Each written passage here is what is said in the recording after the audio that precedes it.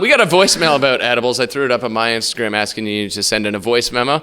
Deanna sent this story in, and it's got a pretty wild twist at the end. You haven't heard it yet. Okay, so about 4 years ago, I took a capsule that was 100 milligrams 100. infused with coconut oil, and I dumped it out and I put it on a cookie. I didn't put all of it on a cookie, but pretty much all of it on a cookie. 100 milligrams on one cookie. About an hour in, I started to get really high, greened out. I was super pale and went to the bathroom, was feeling super sick. My boyfriend came in and we decided to start Googling how to get unhigh. So he's feeding me ground up pepper.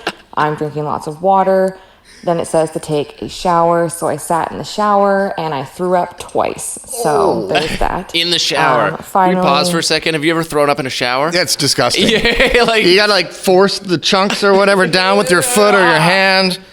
I don't do good with bodily functions.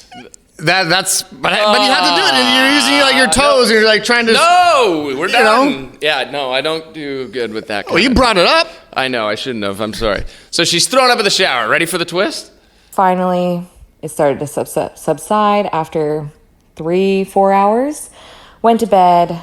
Next day, probably still a little bit stoned. Went to work at my new job. By the end of the day, I had gotten fired. So, there's that.